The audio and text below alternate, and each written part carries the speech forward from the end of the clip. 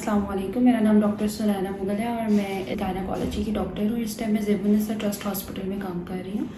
जैसे कि आप सबको पता है कि रमज़ान ख़त्म होने वाला है और ईद आने वाली है, तो मेरी तरफ से आप सबको एडवांस में हैप्पी ईद मुबारक। आज मैं आपको इस वीडियो में कुछ हेल्दी टिप्स बताऊंगी जो कि आपने अपने रमज़ान के बाद ईद के कुछ डेज़ में फ़ॉलो करनी है और उसके बाद भी आप कर सकते हैं। ये उन लोगों के लिए ख़ास तौर पर जो डाइट फॉलो कर रहे हैं और जो प्रेग्नेंट फीमेल्स हैं उनके लिए भी यही है कि रमज़ान में हमारा जो ईटिंग स्केड्यूल होता है वो बहुत डिफरेंट होता है। मतलब हम सहरी करते हैं, उसके बाद हम अफ्तार करते हैं और दरमियान में हम कुछ सारा दिन नहीं खाते, तो हमारे बॉडी और जो हमारा स्टमक है वो इस सारी रूटीन से यूज टू हो चुका होता है। तो इसलिए मैं सबसे पहले पॉइंट यही आपको बताऊंगी कि जब आप ईद आती है तो हमारी कोशिश होती है कि अब हम फुल डे जो उनसे कुछ ना कुछ अच्छा खाएं, मज़ेदार खाएं। ऑब्वियसली फैमिली गैदरिंग्स भी होती हैं, मेहमान भी आए होते हैं, तो हमारी कोशिश होती है कि हम अच्छा खाएं और ज़्यादा खाएं। तो इस वजह से हम ओवर ईटिंग कर जाते हैं।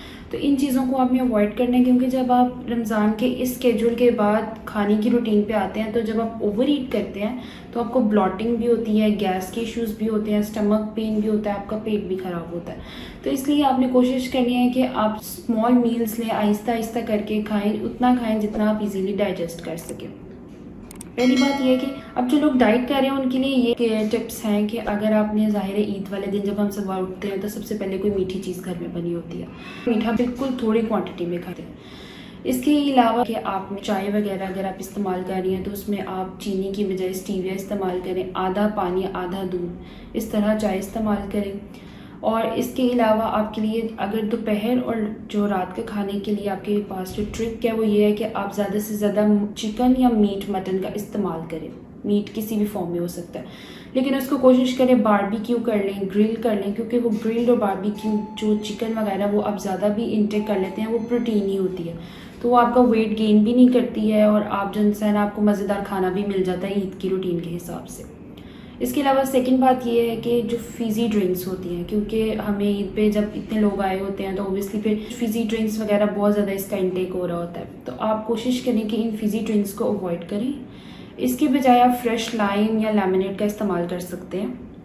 इसके अलावा जो प्रेग्नेंट फीमेल्स हैं उनके लिए ख़ास तौर पर कि अगर उनका कोई फॉलोअप है या उन्होंने अपने डॉक्टर्स के साथ उनकी कोई अपॉइंटमेंट है तो जो छुट्टियों की वजह से पोस्टपोन हो गई है, तो वो अपने डॉक्टर्स के साथ काइंडली कांटेक्ट में रहें ताकि वो अपना नेक्स्ट स्केड्यूल भी देख सकें कि कब है उनकी अपॉइंटमेंट, और अगर उनको खुदा न खास्ता कोई मसला वगैरह तो वो उसकी भी गाइडेंस ले सकें अपने डॉक्टर से। और इसके अलावा प्रेग्नेंट फीमेल्स के लिए ये है कि ऑब्वियसली जब गहमा गहमी होती है, रश होता है, तो उनके लिए ये है कि वो हैवी ऑब्जेक्ट्स उठाना, भारी काम करना, बहुत ज़्यादा किचन में आने जाने से भी परहेज़ करें।